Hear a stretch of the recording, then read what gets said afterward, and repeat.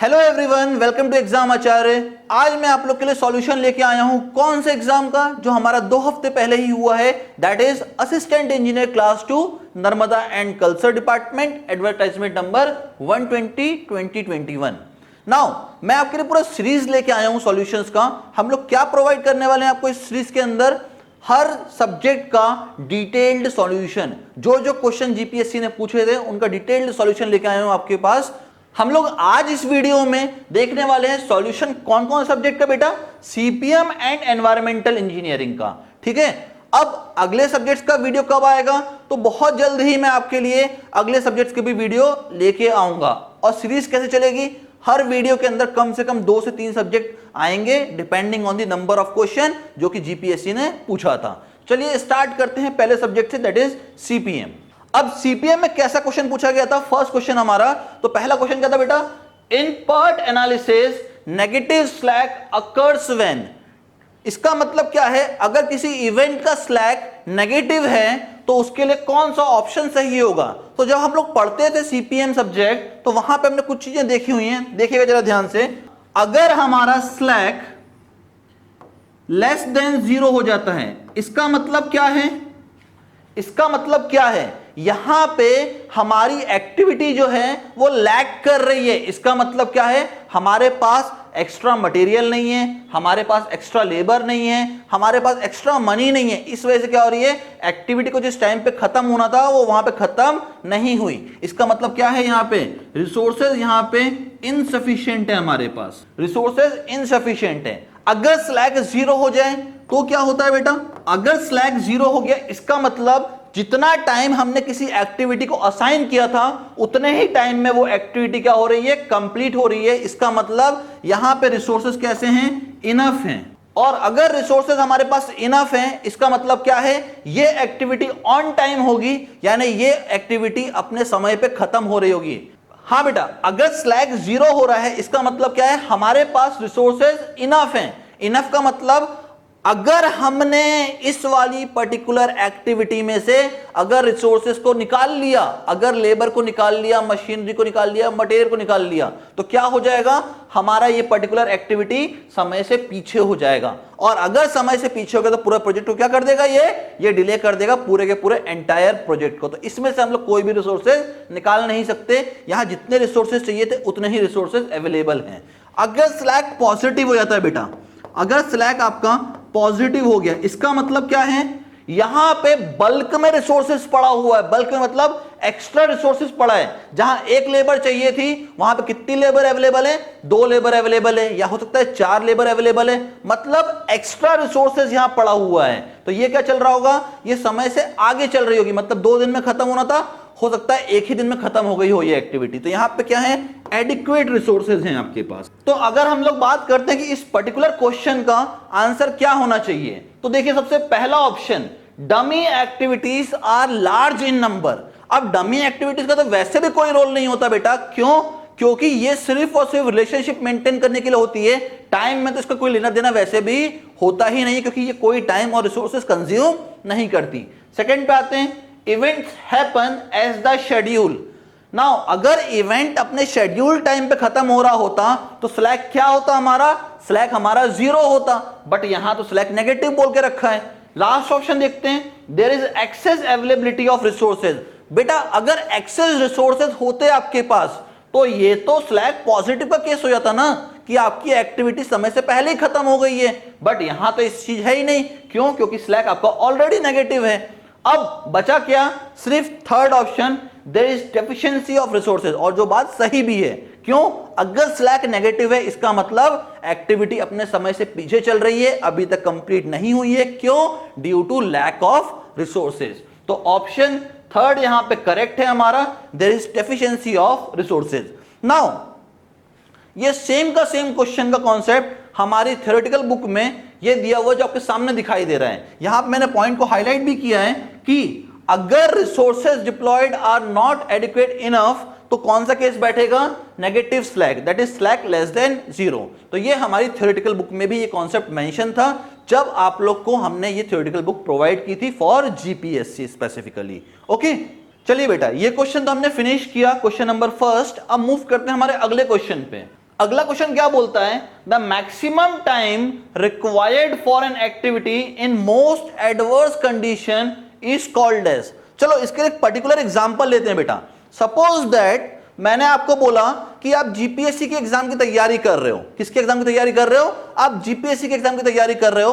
अब आपके पास मटेरियल बहुत अच्छा है, आपके पास टेस्ट सीरीज बहुत अच्छी है, आपके पास पूरा मटेरियल, पूरी टेस्ट सीरीज, पूरा लाइव क्लास, सब कुछ है। मोस्ट आइडियल कंडीशन में हो आप कि बस आपको तैयारी करनी है और आपको एग्जाम को क्रैक करना है। तो कितना टाइम लगेगा बेटा आपको? सोचो कितना टाइम लगेगा आपको। अपन पकड़ते हैं भैया कि करीब करीब आपको 10 महीने लग जाएंगे, ठीक है, अगर इन जनरल देखते हैं तो अपन ओके कि 10 मंथ्स आपको लग गए किसके लिए? पूरा पूरा जीपीएससी एग्जाम को क्रैक करने के लिए। चलिए ये तो मोस्ट आइडियल कंडीशन था। एकदम वर्स्ट कंडीशन लेते हैं, एकदम वर्स्ट कंडीशन। कौन सी वर्स्ट कंडीशन?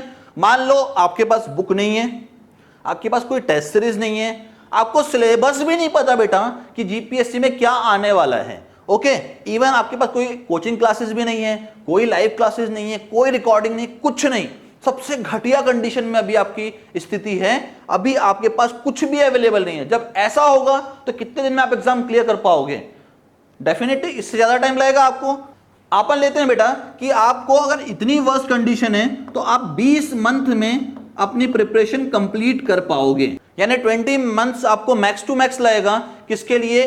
पूरा जीपीएससी के एग्जाम की प्रिपरेशन के लिए और एग्जाम को क्रैक करने के लिए। चलिए ये तो बात हो गया कि भैया आइडियल कंडीशन होती तो 10 महीने लग रहे थे, अगर वर्स्ट कंडीशन है तो 20 महीने लग रहे हैं। अगर रियल लाइफ कंडीशन देखते हैं कि चलो ठीक है, आपके आजू बाजू में कोई कोचिंग क्लास है जिसको आप ज्वाइन करके अपना पेपर क्लियर कर सकते हो, ठीक है, मटेरियल भी ठीक ठाक है आपके पास, ओके, टेस्ट सीरीज चलेगा, नॉट सो ओके, बहुत अच्छी नहीं है पर बहुत बेकार भी टेस्ट सीरीज नहीं है, ठीक ठाक है, काम चल जाएगा। और हमारे पास कुछ पेपर्स भी हैं जो कि पुराने पेपर्स हैं बट चलेगा। तो इस सिनारियो में आप इससे तो वर्स्ट कंडीशन में हो जो आइडियल कंडीशन थी, बट इससे तो काफी अच्छी कंडीशन में हो। तो ये कौन सी कंडीशन कहलाएगी बेटा? ये कहलाती है आपकी रियल लाइफ कंडीशन। और रियल लाइफ कंडीशन में आपको लगभग 15 महीने लगेंगे इस एग्जाम को क्रैक करने के लिए। अब यहां पे बात करते हैं इन टाइम को कहा क्या जाता है। तो जो सबसे कम टाइम लगा आपको, that is called as optimistic time. ये ऑप्टिमिस्टिक टाइम कहलाता है जो कि आपको मोस्ट आइडियल कंडीशन में मिलता है। सेकेंड टाइम अगर देखते हैं हम लोग तो ये है हमारे लिए पेसिमिस्टिक टाइम, जो कि सबसे वर्स्ट कंडीशन में आपको मिलेगा, जो सबसे मैक्सिमम टाइम होता है। एंड दिस वन जो हमारा ऑप्टिमिस्टिक और पेसिमिस्टिक के बीच में है, जो कि हमारा मैक्सिमम टाइम आएगा, that is called as most likely time, okay, TM. Now question क्या बोलता है आपको कि maximum time required for an activity in most adverse condition is called as. Now आपको भी आंसर आ गया होगा इसका। जो सबसे घटिया कंडीशन में मैक्सिमम टाइम लगेगा वो कौन सा होगा बेटा? तो वो होगा आपके लिए पेसिमिस्टिक टाइम, यानी ऑप्शन बी करेक्ट है। नाउ यही कॉन्सेप्ट पूरा का पूरा और सेम का सेम क्वेश्चन हमारी बुक में भी दिया हुआ है, ठीक है, जो कि हमारी कंस्ट्रक्शन प्लानिंग एंड मैनेजमेंट की बुक है। ये देखिए यहां पे क्वेश्चन मैंने आपके लिए मार्क करके रखा हुआ है, क्वेश्चन नंबर 3 पेज नंबर 33। कौन सा question? According to the time estimate made by the PERT planners, the maximum time that would be needed to complete an activity is called as। क्या होगा ऑप्शन?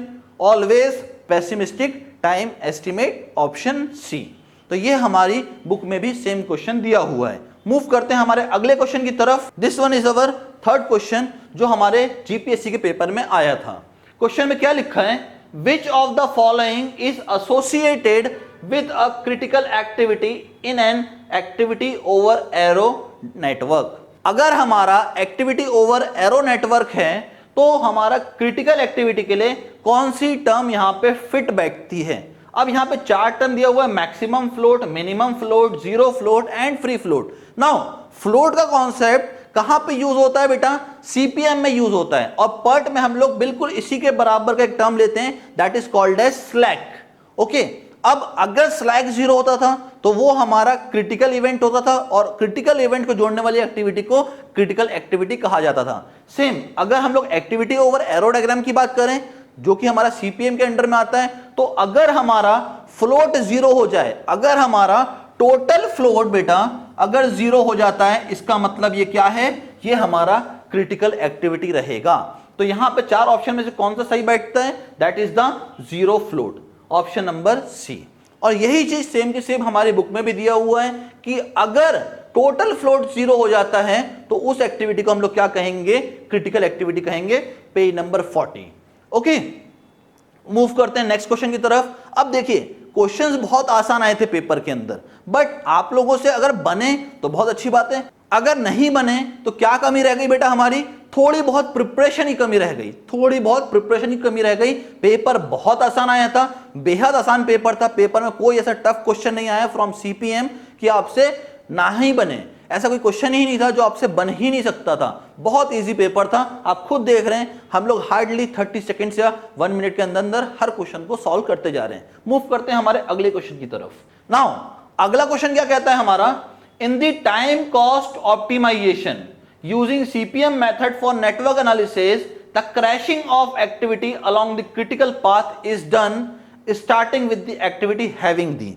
नाउ बेटा हमें क्या करना है, cost optimisation करना है। और कॉस्ट ऑप्टिमाइजेशन हम लोग कौन से में करते हैं, जनरली क्रैशिंग में किया जाता है। और क्रैशिंग में भी हम लोग कैसे करते हैं भैया, एक्टिविटी से क्रैशिंग, जो हमारा क्रिटिकल पाथ होता है, जो हमारा क्रिटिकल पाथ होता है उसके अलोंग जितनी एक्टिविटीज होती हैं उसमें से जिसका कॉस्ट स्लोप सबसे कम होता है उसी एक्टिविटी को हम लोग सबसे पहले क्या करते हैं बेटा, क्रैश करते हैं। तो यहां पे हमारे 4 ऑप्शन में से सबसे एक्यूरेट ऑप्शन कौन सा है, that is the least cost slope.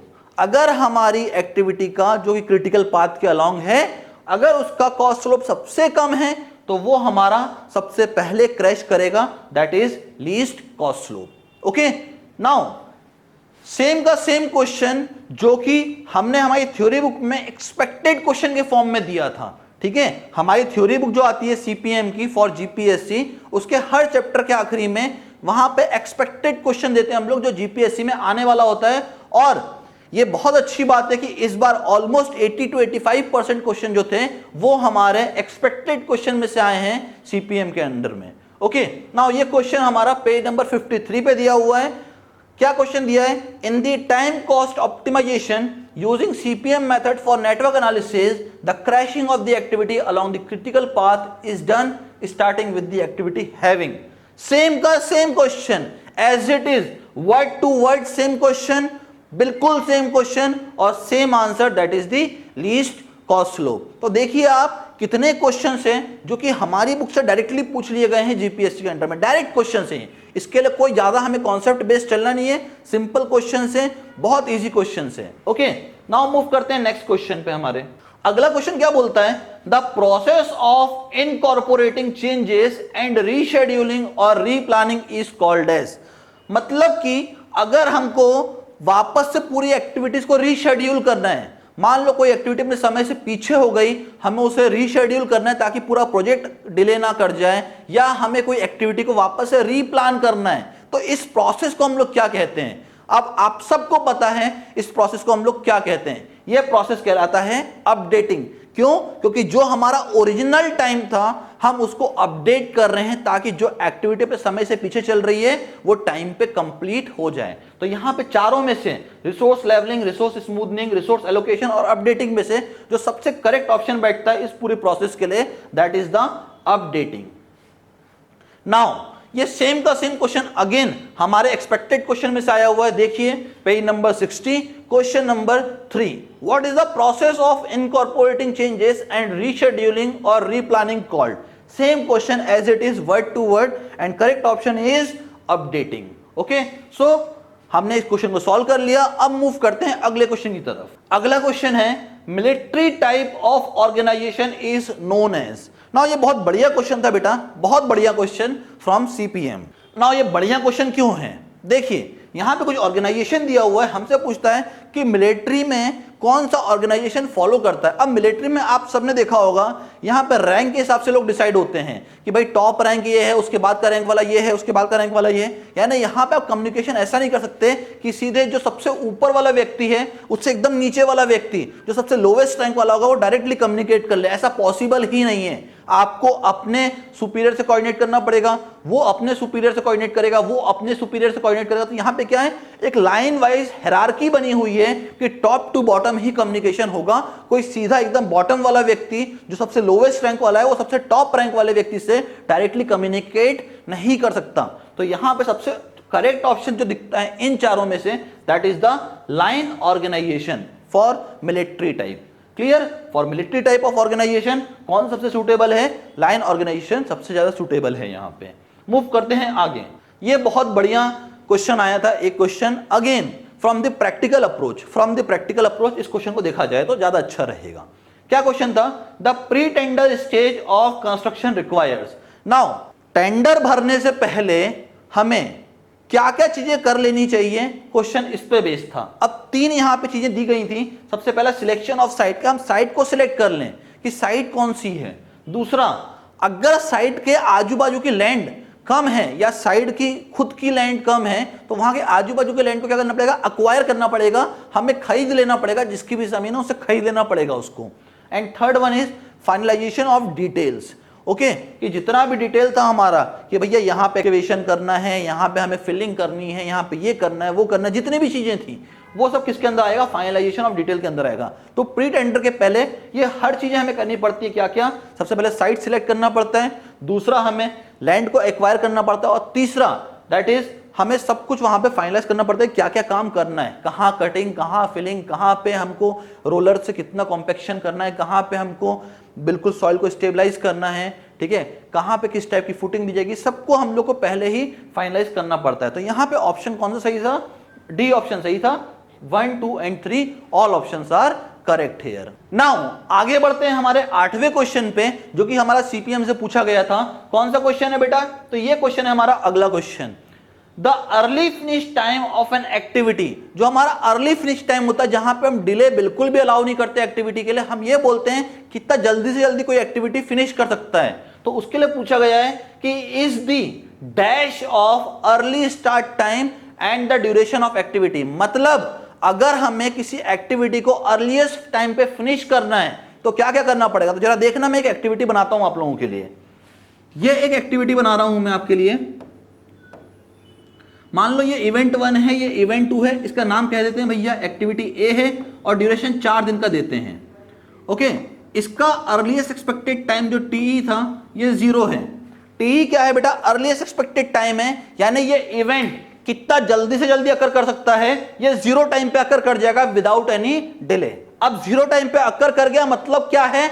Activity ए कब शुरू होगी? जल्दी से जल्दी 0 टाइम पे शुरू हो जाएगी। तो इसका जो अर्लीस्ट स्टार्टिंग टाइम रहेगा ये हो गया 0। अब बोलना है भाई डिले नहीं चाहते हम, कुछ भी डिले नहीं चाहते, और कब खत्म हो सकता है ये एक्टिविटी? तो स्टार्ट जब 0 पे हुआ है और पूरा ड्यूरेशन ही 4 दिन का लग रहा है, तो फिनिश कब हो जाएगी? 0 + 4 चौथे दिन में तो ये फिनिश हो जाएगी। तो ये भैया आ गया आपका अर्ली फिनिश टाइम। कैसे निकाला आपने अर्ली फिनिश टाइम बेटा? आपने कुछ नहीं किया, जो अर्लीस्ट एक्सपेक्टेड टाइम था इवेंट का, उसमें एक्टिविटी ड्यूरेशन क्या किया आपने जोड़ दिया। इसीलिए जो ऑप्शन सही है वो यहां पे क्या है? Option A, that is sum of earliest starting time and the duration of activity. Okay, now यही सेम का सेम कॉन्सेप्ट हमारे बुक में भी हमने आपको देके रखा हुआ है, पेज नंबर 37। सेम कॉन्सेप्ट बिल्कुल एज इट इज पूरा रिटर्न था थ्योरी कि it is the earliest time by which the activity can be completed. सही बात है भाई, कितने जल्दी से जल्दी कोई एक्टिविटी कंप्लीट हो सकती है। It is equal to the earliest starting time plus the activity duration. मतलब क्या? Sum of earliest starting time plus the activity duration. तो सेम का सेम क्वेश्चन हमारी थ्योरेटिकल बुक में से आया हुआ था। मूव करते हैं नेक्स्ट क्वेश्चन की तरफ। नाउ हमारा अगला क्वेश्चन क्या है बेटा? The difference between total float and free float is called. अब हमारे पास ये बहुत सिंपल सा कॉन्सेप्ट है कि टोटल फ्लोट और फ्री फ्लोट को घटा दें तो कौन सा फ्लोट हमें मिलता है। इसके लिए हमें थोड़ा सा टोटल फ्लोट के बारे में जानना पड़ेगा। क्या होता है total float, free float, independent और इंटरफेयरिंग फ्लोट। आप सब ने ये क्वेश्चन अपने क्लास में सॉल्व किया होगा, मैंने भी करवाया था जब मैंने बच्चों को पढ़ाया था अपने यहाँ पे। जितने बच्चे मुझसे पढ़े हैं उन्हें तो ये कॉन्सेप्ट बहुत अच्छे से आता होगा, जिनको नहीं आता वो यहाँ बोर्ड पे देखें, आप लोग को समझाता हूँ। ये देखिएगा, टोटल फ्लोट आप सबको पता है क्या होता है बेटा? ये होता है either latest finish time minus earliest finish time और latest start time minus earliest start time. Either आप इन दोनों का डिफरेंस कर दो तो आपको टोटल फ्लोट मिल जाएगा। ओके, अगला क्या आता है हमारा? फ्री फ्लोट आता है। अब फ्री फ्लोट में क्या करेंगे हम लोग? हमारे पास टोटल फ्लोट अवेलेबल है, टोटल फ्लोट में से हम लोग स्लैक ऑफ jth इवेंट को माइनस कर दें। क्या करना है हमें, टोटल फ्लोट में से स्लैक ऑफ jth इवेंट को माइनस कर देते हैं, हमें फ्री फ्लोट मिल जाएगा। अब जैसे ही हमें फ्री फ्लोट मिला, हम किसके लिए बढ़ जाएंगे बेटा, हम लोग बढ़ जाएंगे इंडिपेंडेंट फ्लोट की तरफ। अब इंडिपेंडेंट फ्लोट से पहले आपने कौन सा निकाला था, आपने फ्री फ्लोट फाइंड किया, लिख दो यहां पे।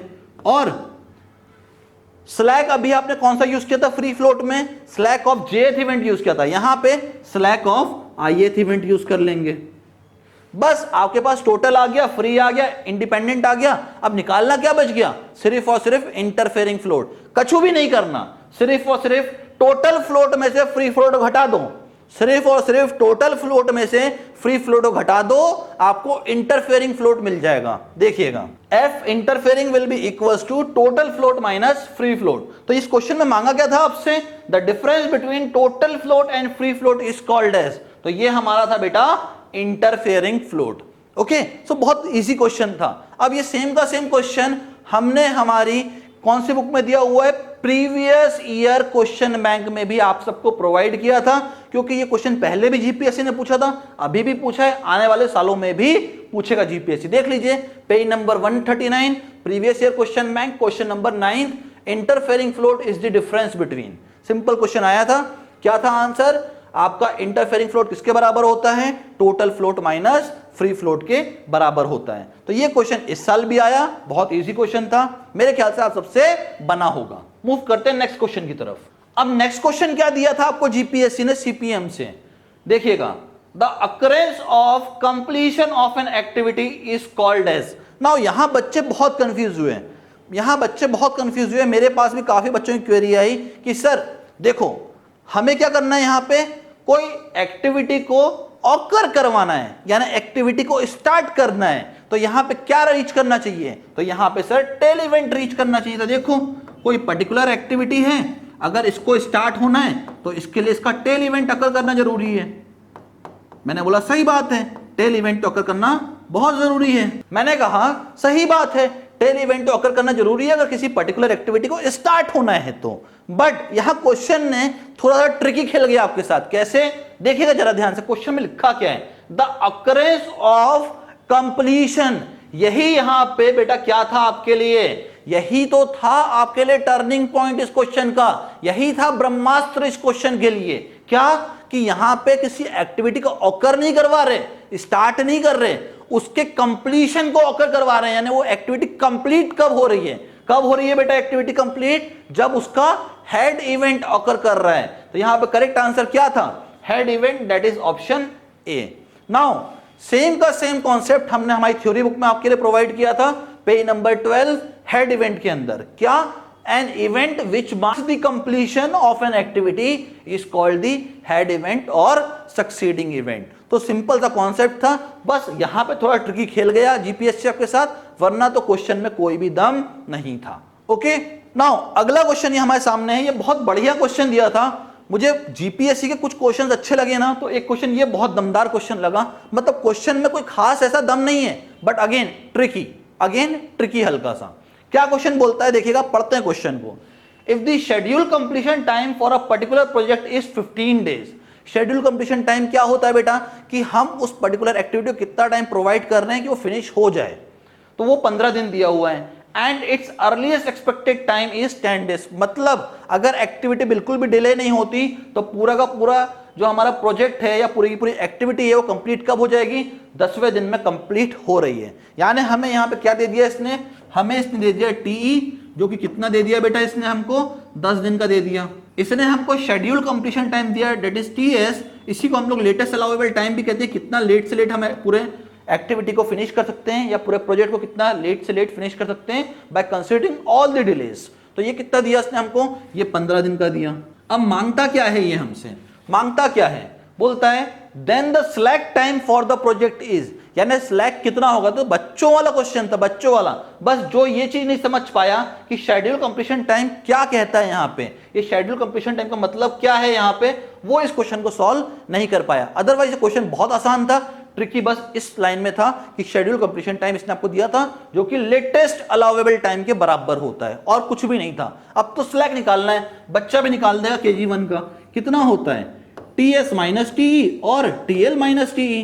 ओके, अब TS और TL हमको देके रखा हुआ है 15 डेज का, हमें TE पता है 10 दिन का, तो स्लैक कितना आता है बेटा, प्लस 5 डेज का स्लैक आपके लिए आया है। अब कौन सा ऑप्शन सही इसमें से आता है, तो ऑप्शन ए दिया है प्लस 25 डे, ऑप्शन बी दिया है प्लस 5 डे, ऑप्शन सी दिया है माइनस 5 डे और ऑप्शन डी देता है बेटा माइनस 25 डेज। तो ऑप्शन कौन सा सही बैठा, option B, that is plus 5 days. Okay, now moving towards the next question. बहुत बढ़िया question but theoretical question. Okay, इस क्वेश्चन में थोड़ा सा ना जीपीएससी ने गलती कर दिया पूछने में। क्या पूछने में गलती किया उसको अपन देखते हैं। बोलता है Gantt chart indicates. Now Gantt chart क्या होता है, हमारा बार चार्ट जो हेनरी गैंट साहब ने दिया था। अब हेनरी गैंट साहब ने जब चार्ट दिया था तो उस समय ने क्या कहा था, उन्होंने ये कहा था कि भैया ये एक चार्ट होगा किस किस के बीच में, ये एक चार्ट होने वाला है टाइम और एक्टिविटी के बीच में। हमने कहा ठीक है, टाइम और एक्टिविटी के बीच में होने वाला है कौन सा, गैंट चार्ट। ठीक है, अब गैंट साहब ने कहा जो भी एक्टिविटी को जितना टाइम लग रहा है उसके हिसाब से उसको ड्रॉ कर दो। हमने कहा ठीक है, लो ड्रॉ कर देते हैं। जितना भी था उसको हमने ड्रॉ कर दिया। पर यहां पे कहीं पे भी हेनरी गैंट साहब ने ये नहीं कहा था कि भैया वर्क का प्रोग्रेस क्या है, ठीक है, कि कितना वर्क कंप्लीट हो गया, ये बिल्कुल भी नहीं बताया था हेनरी गैंट साहब ने। तो अगर हम लोग इसमें ऑप्शंस में देखते हैं तो 3 ऑप्शन तो पहले ही खत्म हो जाते हैं। कौन कौन से, कि the inventory cost, cost related इसकी बात कुछ होती ही नहीं है गैंट चार्ट में। Second one, progressive cost of the project, जब कॉस्ट से रिलेटेड की बात होती ही नहीं है तो आपका लास्ट सेकेंड ऑप्शन भी यहां पे नहीं आना। अब बात करते हैं ऑप्शन नंबर बी की, balance of the work to be done. यहां पे कोई वर्क का प्रोग्रेस दिख ही नहीं रहा तो उसके बारे में बात कहां से करें। अब ऑप्शन ए क्या कहता है, comparison of actual progress with the scheduled progress. Now scheduling तो यहां करते थे हम शेड्यूलिंग तो करते थे बेटा, बट एक्चुअल प्रोग्रेस यहां पे हम चेक नहीं कर पाते थे, किसमें, गैंट चार्ट और बार चार्ट में। इसी की वजह से तो क्या आया था, इसी की वजह से आया था मॉडिफाइड गैंट चार्ट। कौन आया था इसी की वजह से, मॉडिफाइड गैंट चार्ट, जिसने क्या कहा था कि जितना भी ये बार हैच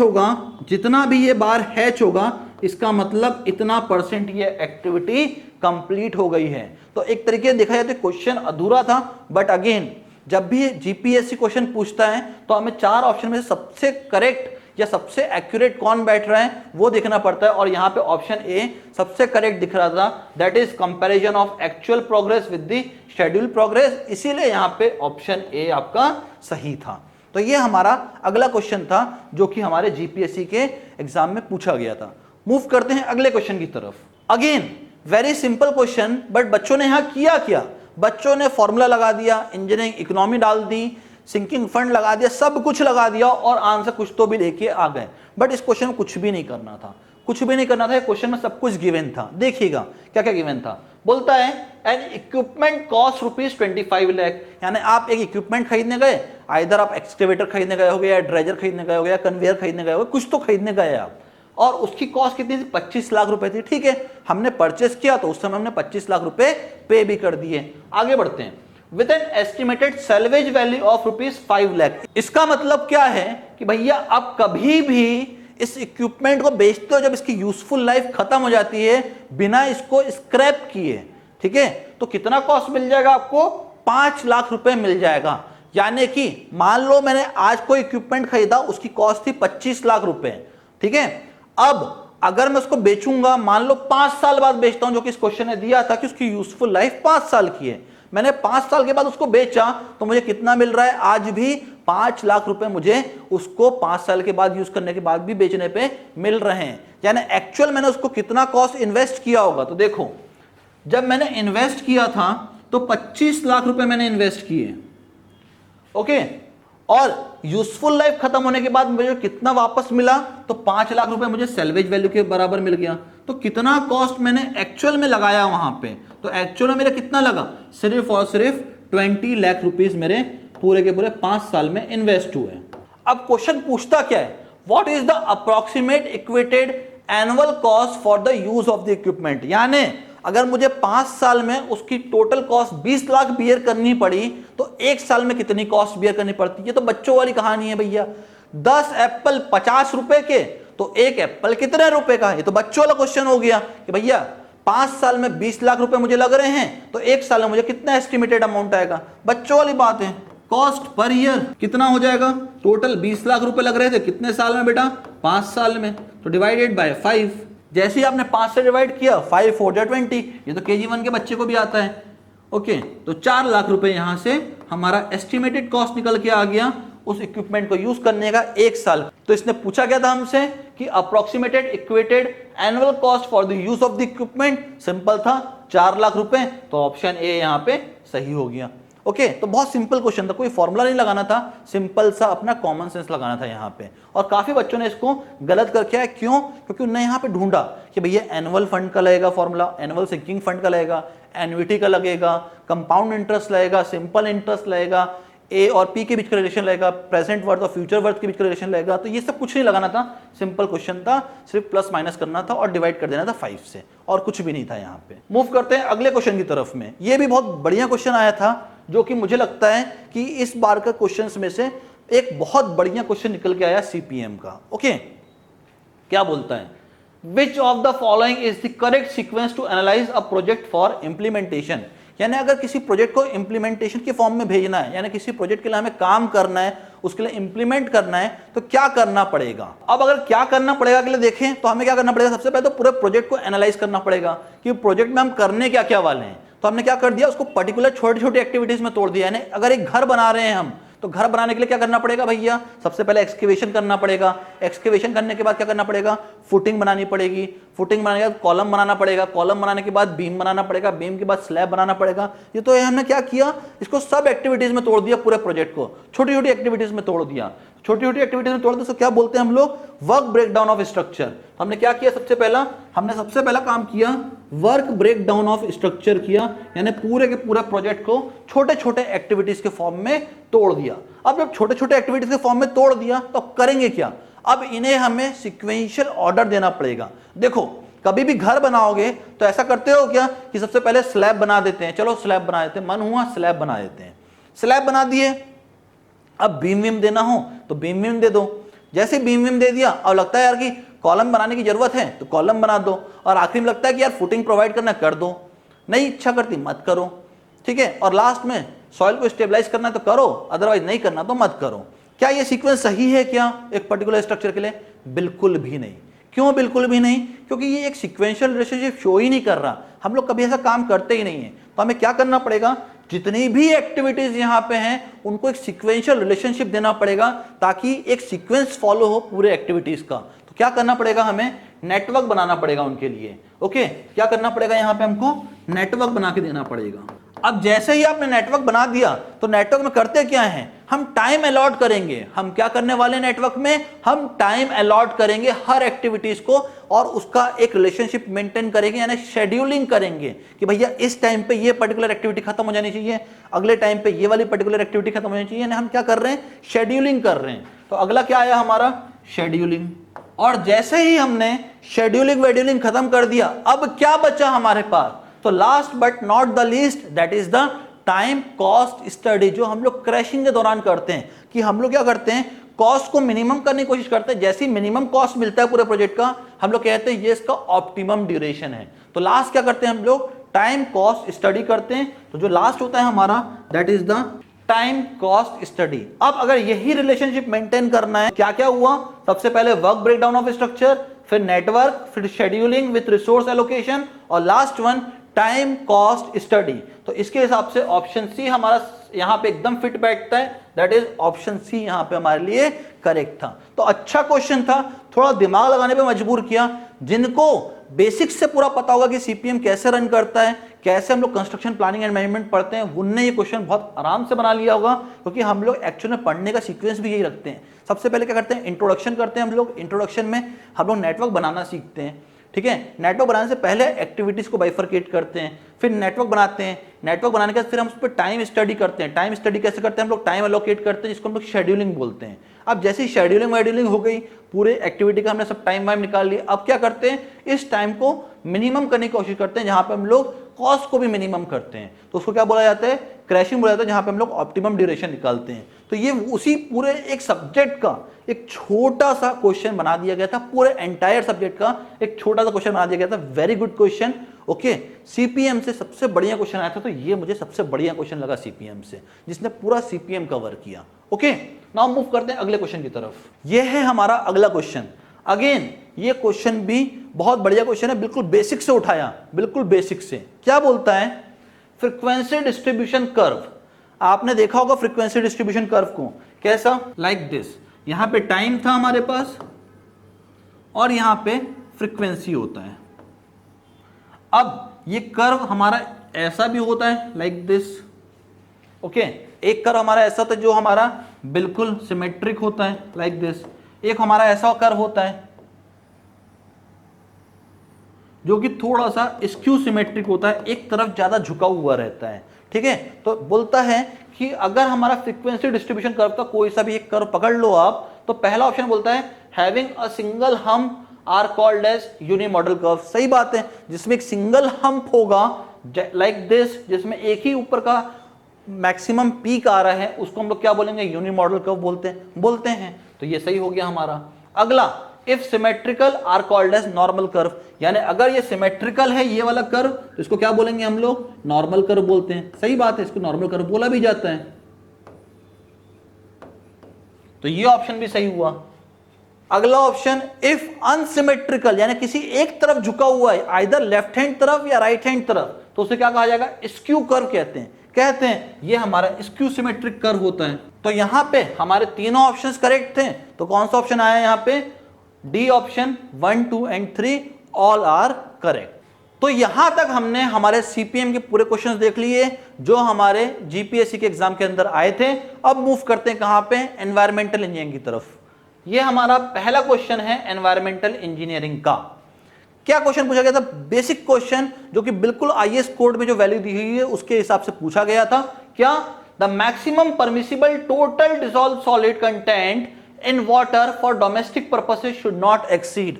अब अगर टोटल डिसॉल्व सॉलिड की बात की जाए डोमेस्टिक पर्पस के लिए, तो वो पानी जो हम पीने वाले हैं, जो खाना बनाने के लिए इस्तेमाल करना है, इन सब पर्पसेस के लिए, तो उसकी मैक्सिमम परमिसिबल लिमिट कितनी होगी, उसके अंदर टीडीएस यानी टोटल डिसॉल्व सॉलिड की। तो यहां पे मैंने आपको एक चार्ट दिया हुआ है जो हमारी पूरी बुक में दिया हुआ है, पेज नंबर 21 पे। ठीक है, इस चार्ट के अंदर क्लियरली मेंशन्ड है कि हमारी परमिसिबल लिमिट है ना पीने के लिए, जो फर्स्ट कॉलम है पूरा पीने के लिए है, जो नेक्स्ट कॉलम आपको दिखाई दे रहा है ये फॉर अदर पर्पसेस के लिए है। तो अगर पीने के लिए देखते हो टोटल डिसॉल्व सॉलिड की लिमिट कितनी दिख रही है बेटा, 500 मिलीग्राम पर लीटर, यानी 500 मिलीग्राम पर लीटर। सिंपल आंसर था ऑप्शन सी, डेटाबेस क्वेश्चन था, सिंपल, कोई यहां पे खास चीज नहीं थी, सिंपल क्वेश्चन था, डेटाबेस क्वेश्चन। ओके, मूव करते हैं अगले क्वेश्चन की तरफ। अगला क्वेश्चन जो एनवायरमेंटल इंजीनियरिंग से आया था, बहुत बढ़िया क्वेश्चन, बहुत ही बढ़िया क्वेश्चन, क्योंकि इसने एकदम बेसिक पे ले गया आपको। क्या, the multiplying factor as applied to obtain the peak hourly demand in relation to the maximum daily demand is।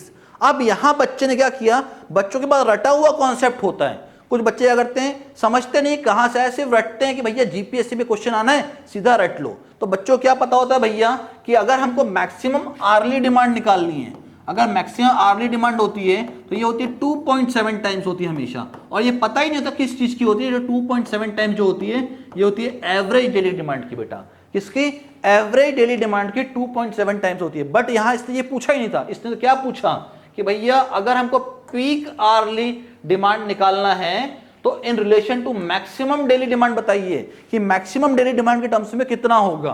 तो अगर हम लोग देखते हैं मैक्सिमम आर्ली डिमांड ये होता है 1.5 times of maximum daily demand, और मैक्सिमम डेली डिमांड होता है 1.8 times of average daily demand.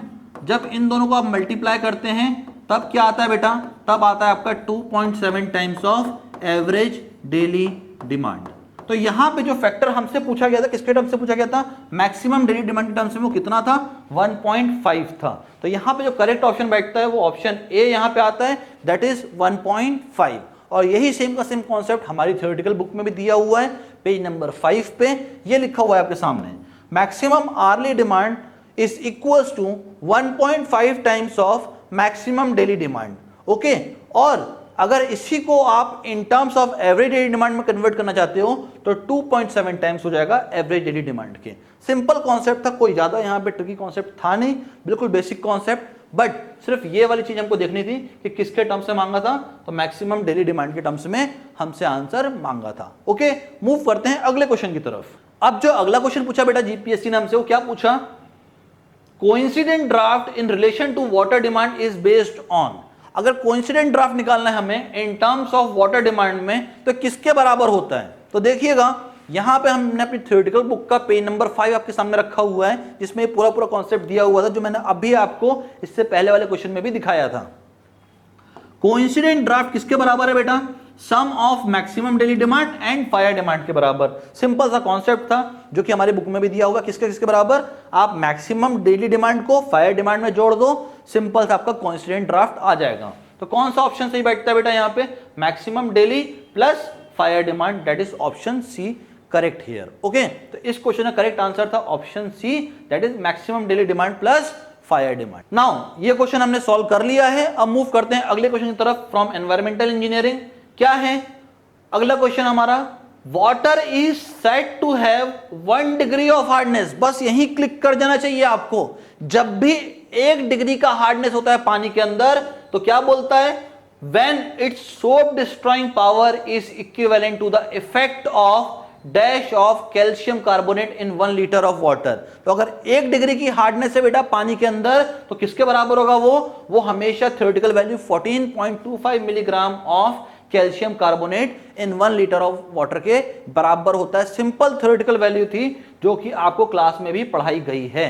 Okay, तो सिंपल ऑप्शन सी था यहाँ पे करेक्ट। यहाँ इसका कोई डिटेल नहीं है यहाँ पे, क्यों, क्योंकि सिंपल डेटाबेस क्वेश्चन था कि भैया अगर 1 डिग्री की हार्डनेस है तो किसके बराबर है, 14.25 milligram of calcium carbonate in 1 litre of water के सिंपल बराबर होती है। तो इसका आंसर सिंपल सा था।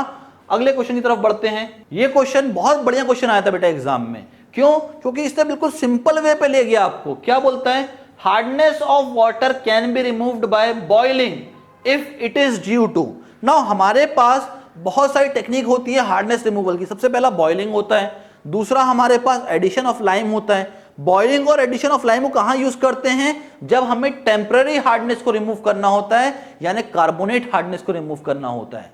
और अगला होता है हमारे पास लाइम सोडा प्रोसेस, और होता है जियोलाइट प्रोसेस, जिसको आयन एक्सचेंज मेथड भी कहते हैं हम लोग। तो इसको किसके लिए यूज करते हैं, इसको यूज करते हैं for the removal of permanent hardness और नॉन कार्बोनेट हार्डनेस। तो यहां पे अगर हमें बॉइलिंग से रिमूव करना है तो कौन से टाइप की हार्डनेस होनी चाहिए, हमारे पास होनी चाहिए टेम्पररी हार्डनेस या फिर कार्बोनेट हार्डनेस। कौन सा ऑप्शन में आपको कार्बोनेट दिखाई दे रहा है, सल्फेट हो नहीं सकता क्योंकि ये परमानेंट हार्डनेस है, मैग्नीशियम सल्फेट हो नहीं सकता क्योंकि ये भी परमानेंट हार्डनेस है, अगेन कैल्शियम क्लोराइड नहीं हो सकता क्योंकि ये भी परमानेंट हार्डनेस है। तो बचा क्या, सिर्फ और सिर्फ कैल्शियम बाइकार्बोनेट बचा।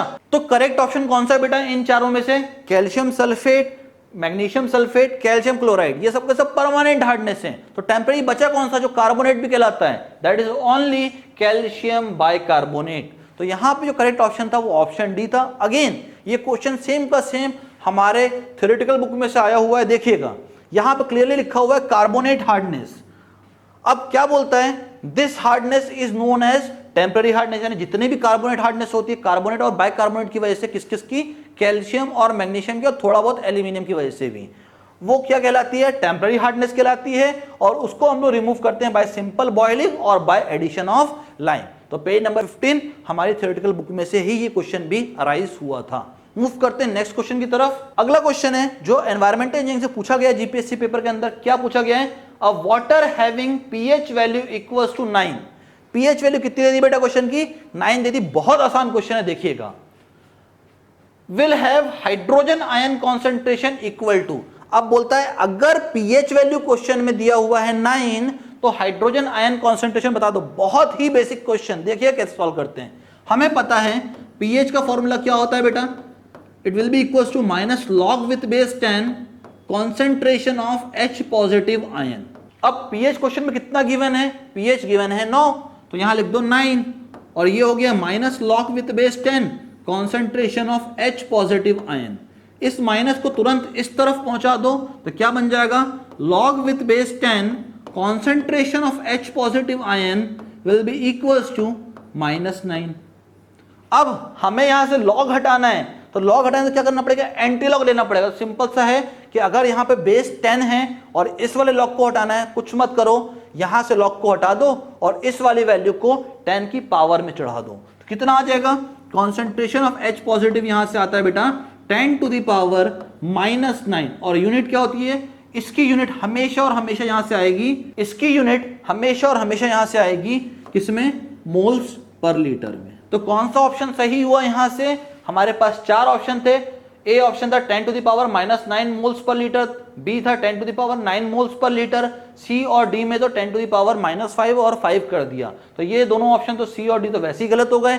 9 हो नहीं सकता क्योंकि यहाँ पे -9 होना पड़ेगा, क्योंकि यहाँ पे माइनस लगा होता है लॉग के सामने। तो ऑप्शन ए ही करेक्ट दिखता है यहाँ पे, that is option A is correct. 10 to the power -9 moles per litre is the correct answer for this question. Okay बेटा, अब मूव करते हैं अगले क्वेश्चन की तरफ। बोलता है the velocity of flow of water in a sedimentation tank is about. Now design based question था, डिजाइन डेटा जो हम लोग पढ़ते हैं किसमें, सेडिमेंटेशन टैंक में, जो मैं भी बच्चों को क्लास में पढ़ाता हूं। ओके, उस पर बेस सिंपल क्वेश्चन आया था ये कि भैया जो वेलोसिटी ऑफ फ्लो होता है वाटर का किसके अंदर, सेडिमेंटेशन टैंक के अंदर, वो कितना होता है। बहुत कम वेलोसिटी से पानी मूव करता है, बहुत ही स्लो वेलोसिटी से मूव करता है, कितना, 150 टू 300 mm पर मिनट का। क्यों, सेडिमेंटेशन टैंक में हम चाहते क्या हैं कि ज्यादा से ज्यादा पार्टिकल क्या करे बेटा, सेटल डाउन कर जाए। क्यों, क्योंकि हमारे बहुत कम पार्टिकल पानी में ऐसे बचें जो कि अगली प्रोसेस में जाएं और वहां पे रिमूव हो पाएं। ओके, तो सेडिमेंटेशन टैंक में हम चाहते क्या है, जितने भी हमारे ग्रिड के पार्टिकल्स हैं, ओके, वो सब के सब अपनी सेटलिंग वेलोसिटी के कारण सेटल डाउन कर जाएं कंटेनर में और हमारा पानी में से काफी इंप्योरिटीज रिमूव हो जाएं, ताकि पानी जब अगले प्रोसेस में जाए तो वहां पे अगले जो हमारा ट्रीटमेंट यूनिट है उसको ज्यादा डिस्टर्ब ना करे। ओके, तो यहां पे वेलोसिटी जो मेंटेन करते हैं वो करते हैं 150 टू 300 mm पर मिनट की। That will be enough for this question. Database question था, इससे ज्यादा टाइम इस पे हम लोग नहीं देंगे। ओके, अगला क्वेश्चन है बेटा हमारे पास, pick out the incorrect statement for a rapid sand filter. यानी रैपिड सेंड फिल्टर के लिए कौन सा इनकरेक्ट स्टेटमेंट है यहाँ पे वो देखना है हमें। सबसे पहला स्टेटमेंट कहता है the period of cleaning is usually 2 to 3 weeks. यानी जो पीरियड ऑफ क्लीनिंग है, यानी अगर जो हमें क्लीन करना है रैपिड सेंड फिल्टर को, वो 2 से 3 वीक का होना चाहिए।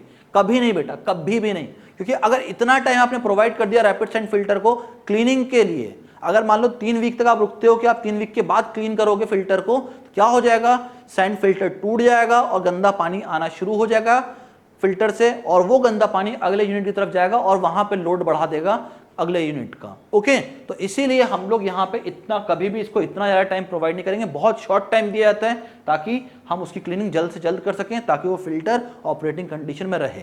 ओके, अगला स्टेटमेंट है the effective size of sand particle is 0.35 to 0.6 mm। Correct है, जो यहाँ पे सैंड पार्टिकल का इफेक्टिव साइज लेते हैं हम लोग किसके अंदर, रैपिड सैंड फिल्टर के अंदर, वो थोड़ा सा कोर्सर लेते हैं as compare to slow sand filter के मुकाबले। और कितना लेते हैं, 0.35 से 0.6 mm के बीच का लेते हैं। यानी ये स्टेटमेंट हमारा करेक्ट है for rapid sand filter.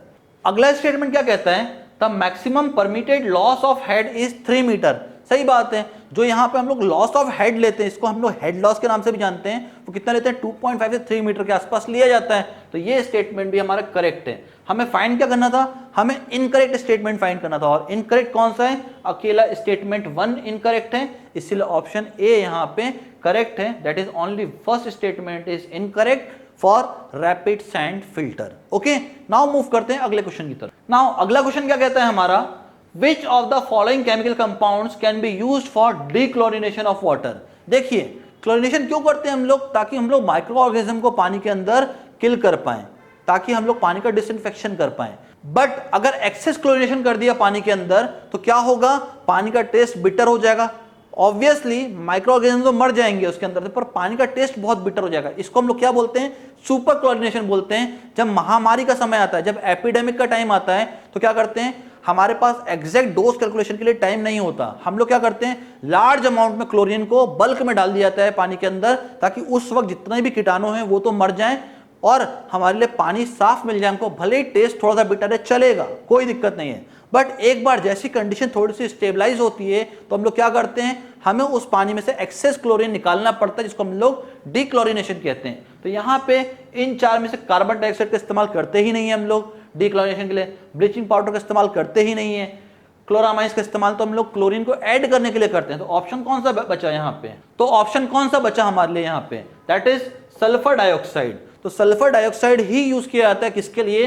For dechlorination of water के लिए। मूव करते हैं अगले क्वेश्चन की तरफ। यह है हमारा अगला question, which of the following process of softening water में रिक्वायर रिकार्बोनेशन, यानी ऐसा कौन सा प्रोसेस है सॉफ्टनिंग का जिसमें हमें रिकार्बोनेशन करना पड़ता है, कार्बन को फिर से ऐड करना पड़ता है। तो हमारे पास 4 प्रोसेस हैं, lime soda, sodium cation exchange process, demineralisation process and hydrogen cation exchange process. इसमें से अकेला एक ही प्रोसेस ऐसा है जिसमें वापस हमें रिकार्बोनेशन बार बार करना पड़ता है, that is the lime soda process only. इसीलिए मैंने ये अपने थ्योरेटिकल बुक का भी यहाँ पे आपके सामने एक स्नैपशॉट रखा हुआ है, पेज नंबर 49, जहां पे चीज मेंशन है कि लाइम सोडा प्रोसेस के अंदर हमें रिकार्बोनेशन करना पड़ता है with the help of soda, that is Na2CO3। With the help of soda हम क्या करते हैं? बार बार उसका रिकार्बोनेशन करते जाते हैं। ठीक है, तो सॉफ्टनिंग के लिए जो अकेला रिस्पॉन्सिबल है यहाँ पे, that is the lime soda process, जिसमें हम लोग रिकार्बोनेशन करते जाएंगे बार बार। नाउ मूव करते हैं नेक्स्ट क्वेश्चन की तरफ फ्रॉम द एनवायरमेंटल इंजीनियरिंग। अच्छा क्वेश्चन है ये भी। As compare to rapid sand filter, slow sand filters are. अगर रैपिड सैंड फिल्टर के मुकाबले बात करते हैं तो स्लो सैंड फिल्टर कैसे होते हैं? देखिए, अगर मैं थोड़ी बहुत बात करूं स्लो सैंड फिल्टर की, तो स्लो सैंड फिल्टर से पानी बहुत हाई क्वालिटी का मिलता है, माइक्रो ऑर्गेनिज्म ऑलमोस्ट मर जाते हैं। ठीक है, तो ज्यादा एफिशिएंट किसके लिए? Slow sand filter micro organism killing के लिए। ओके, सबसे ज्यादा रिस्पॉन्सिबल वो इसी चीज के लिए कि वो लार्ज नंबर ऑफ, क्या करता है वो? लार्ज नंबर ऑफ बैक्टीरियाज की किलिंग करता है। ओके, कैसे? By the formation of smooch deck layer. कहां पे स्मूच डेक फॉर्म होता है? टॉप पे सैंड फिल्टर के। ओके, यहां पे क्या होता है? बैक्टीरिया रुकता है, और क्या रुकते हैं यहां पे? हमारे ऑर्गेनिक मैटर रुकते हैं। अब in the presence of oxygen क्या होता है? बैक्टीरिया ऑक्सीजन लेगा, ऑर्गेनिक मैटर को डिकम्पोज करेगा। अब ऑर्गेनिक मैटर डिकम्पोज, तो ऑर्गेनिक मैटर भी रिमूव और बैक्टीरिया भी स्मूच डेक लेयर पे ही रुक जाते हैं। तो यहाँ पे हमारा slow sand filter more efficient है किसके लिए? फॉर बैक्टीरिया रिमूवल और for the removal of bacteria. हाँ, थोड़ा बहुत कलर भी रिमूव करता है, टेस्ट को भी सही करता है, ओडर भी रिमूव करता है, बट उसके लिए ज्यादा एफिशिएंट नहीं है as compare to the removal of bacteria. तो यहाँ पे सही ऑप्शन हमारा कौन सा है? Option A, that is more efficient in the removal of bacteria but less efficient in the removal of color and turbidity। हाँ, करता है कलर एंड टर्बिडिटी को रिमूव, बट ज्यादा एफिशिएंट किस में है? ये बैक्टीरिया रिमूवल के लिए। Okay, so most appropriate answer is the option A, that is more efficient in the removal of bacteria but less efficient in the removal of colour and turbidity. Okay, simple question था। अगले question की तरफ बढ़ते हैं, जो कि हमारे distribution system से आया है कि ग्रिड सिस्टम को या ग्रिड आयरन सिस्टम को हम लोग कहां पे इस्तेमाल करते हैं? Is best suited for. Okay, तो कहां पे हम लोग इस्तेमाल कर सकते हैं ग्रिड आयरन सिस्टम को? भाई बहुत अच्छा सिस्टम होता है, बहुत अच्छा सिस्टम। ओके, यहां पे मैंने अपनी थ्योरेटिकल बुक का एक पूरा का पूरा स्नैपशॉट डाला हुआ है आप लोग के सामने, पेज नंबर 51। ये है हमारा ग्रिड आयरन सिस्टम, जहां पे मेन पाइप बीचों बीच से गुजरता है ये, और आजू बाजू में पूरा सब मेन कनेक्टेड होता है लाइक दिस। ये पूरा सब मेन कनेक्टेड है। अब सब मेन से क्या कनेक्टेड होते हैं? तो ब्रांच पाइप कनेक्टेड होते हैं। ये ब्रांच पाइप कनेक्टेड है हमारे, ये पूरे ब्रांच पाइप हैं। अब अगर ऐसा है तो क्या होता है? एक पर्टिकुलर यहाँ पे जो अगर कोई मान लो एरिया है, तो इसको दो तरफ से पानी मिलता है। टॉप पाइप से भी पानी मिलता है इसको, और यहाँ बॉटम पाइप से भी पानी मिलता है, यानी इसके पास पानी कमी कभी नहीं होगी। हो सकता है एक तरफ से मान लो हमारा मेंटेनेंस का काम चल रहा है, तो दूसरी तरफ से तो पानी पहुंच ही जाएगा। तो ये कहाँ पे बनाया जाता है सिस्टम? तो ये सिस्टम बनाया जाता है, मैंने लिखा भी हुआ है यहाँ पे, it is suitable for well planned city. तो अगेन ये क्वेश्चन भी हमारी ही बुक से आया हुआ है कि कहां पे यूज करते हैं ग्रिड आयरन सिस्टम को? तो वेल प्लान्ड सिटी के लिए किया जाता है। ऑप्शन कौन सा सही दिख रहा है बेटा इन चारों में से? आपको खुद दिखाई दे रहा होगा, planned city on a gentle slope, that is option D. तो बहुत इजी क्वेश्चन था, अगेन डायरेक्ट क्वेश्चन। नाउ अगला क्वेश्चन, ये भी बिल्कुल डायरेक्ट क्वेश्चन है, देखिएगा। इन डिसइंफेक्शन, यानी अगर हमें पानी का डिसइंफेक्शन करना हो, which of the following forms of chlorine is most effective in killing the pathogenic bacteria? Now, अगर हमें पैथोजेनिक बैक्टीरिया को किल करना है तो कौन सा फॉर्म ऑफ क्लोरीन सबसे इफेक्टिव होगा? हमारे पास सिंपल क्लोरीन है, हमारे पास OCl नेगेटिव है। ओके, यहाँ ऑप्शन में नेगेटिव नहीं लिखा था, पर ये OCl नेगेटिव होता है। फिर हमारे पास NH2Cl है, ओके, और हमारे पास HOCl है। अब इन चारों में सबसे इफेक्टिव कौन सा होता है? तो आपने जब थ्योरेटिकल कॉन्सेप्ट पढ़ा था मुझसे, जब मैंने आपको एनवायरमेंटल इंजीनियरिंग पढ़ाया था, और जिन लोगों ने भी नहीं पढ़ा उन लोगों ने भी कभी एनवायरमेंटल इंजीनियरिंग जब रिवाइज किया होगा, तो in the topic of disinfection जहां हम लोग क्लोरिनेशन पढ़ते हैं, वहां पे आपने पढ़ा होगा HOCl जो होता है वो 80% मोर स्ट्रॉन्गर डिसइंफेक्टेंट होता है OCl नेगेटिव से। भाई HOCl एंड OCl का काम क्या होता है? इंस्टेंटेनियस किलिंग ऑफ बैक्टीरिया, यानी तुरंत के तुरंत अगर मारना है बैक्टीरिया को तो HOCl या OCl नेगेटिव आप डालते हो। बट इसमें भी HOCl जो है वो ज्यादा इफेक्टिव है, कितना टाइम्स? 80% टाइम ज्यादा स्ट्रॉन्गर डिसइंफेक्टेंट है as compare to OCl negative. और क्लोरामाइन और क्लोरीन तो सिंपल फॉर्म है, इसको हम लोग जनरली यूज करते हैं फॉर लॉन्ग टर्म प्रोटेक्शन के लिए, पानी के लिए, यानी अगर लॉन्ग टर्म में किलिंग करनी है बैक्टीरिया की तब इनको डालते हैं। तो अगर सबसे इफेक्टिव की बात की जाए तो वो हमारा HOCl है, और यही हमारी बुक में भी आपको दिया गया है। हमारी बुक में पेज नंबर 45 एनवायरमेंटल की theory book, HOCl is 80% more stronger disinfectant than OCl negative. तो अभी तक 85% क्वेश्चंस और we can say that 90% question तक जो थे एनवायरमेंटल और CPM में वो हमारी ही बुक से सीधा सीधा पूछ लिया गया है। तो ये एक बहुत बड़ी अचीवमेंट है हमारे लिए भी कि हम लोगों ने बच्चों को जो भी चीज़ें प्रोवाइड की उससे सीधा सीधा क्वेश्चन पेपर में आया। और मुझे बहुत उम्मीद है कि जितने बच्चे भी हमारे यहाँ से पढ़े थे फॉर GPSC उन सब का पेपर क्लियर हो रहा है बहुत अच्छे मार्क्स से। मूव करते हैं अगले क्वेश्चन की तरफ। Simple question, again very easy question. The flavor threshold number FTN and threshold odor number for the drinking water should not exceed. Simple question था टॉन से, that is the threshold odour number. अब बचपन से पढ़ते आ रहे हैं threshold odour number पीने के पानी के लिए कितना होना चाहिए, कितना होना चाहिए, कितना होना चाहिए। मैंने भी आप लोग को पढ़ाया था कि टॉन पीने के पानी के लिए कितना होना चाहिए, 1 to 3 के बीच में होना चाहिए। तो अपर लिमिट क्या है इसकी, 3 है, जो कि मैंने आपको यहाँ पे मेरी बुक के स्नैपशॉट में भी दिखाया हुआ है, पेज नंबर 21। अगर ओडर की बात करें ओके तो थ्रेशोल्ड ओडर नंबर कितना होना चाहिए, 1 to 3 टन के बीच में होना चाहिए पीने के पानी के लिए और डोमेस्टिक पर्पसेस के लिए। तो यहाँ पे हमारे पास करेक्ट ऑप्शन कौन सा था? ए ऑप्शन 3 था, बी 4 था, सी 5 था और डी 6 था। ऑलमोस्ट आप सबको आंसर आ गया होगा, that is option A, that is 3। तो ये हमारा अगेन बहुत ईजी क्वेश्चन है, डायरेक्ट डेटाबेस क्वेश्चन था। मतलब अगर आपको ये पूरा टेबल पता है जो मैंने समरी में बनवाता हूँ बच्चों को एनवायरमेंटल इंजीनियरिंग में, अगर आपको ये टेबल पता है ना तो आप देखो ऑलमोस्ट 3 से 4 क्वेश्चन तो आप यहीं से बना गए।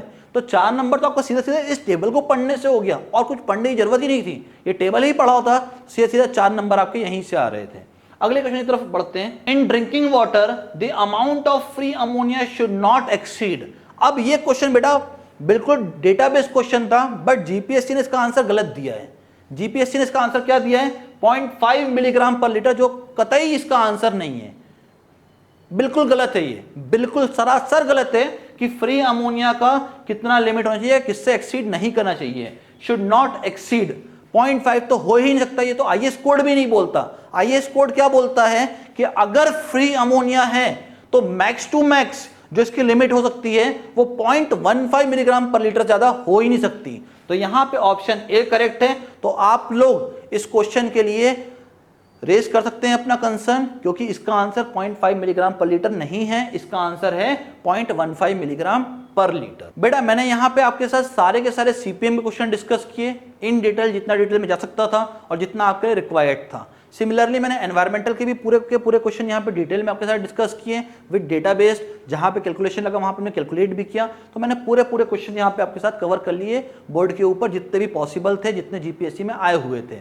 अब अगले वीडियो में आपके लिए लेके आने वाला हूं क्या, नेक्स्ट सब्जेक्ट और उन पे बेस्ड जो क्वेश्चन हमारे जीपीएससी में आए हुए हैं वो कोशिश करूंगा अपने अगले वीडियो में 2 से 3 सब्जेक्ट कवर करूं, जिससे ज्यादा नंबर ऑफ क्वेश्चन पूछे गए हैं जीपीएससी के अंदर और आपको अच्छे से उसको भी इलेबोरेटेड फॉर्म में समझा पाऊं। सो अगर पसंद आया है आपको ये मेरा पूरा का पूरा सॉल्यूशन जीपीएससी का, तो सब्सक्राइब करें इस वीडियो को, लाइक करें, और हम लोग मिलते हैं हमारे नेक्स्ट वीडियो में एज सुन एज पॉसिबल। बहुत जल्द ही आपके लिए अगला वीडियो भी लेके आ रहा हूं। Thanks for your time, bye bye everyone.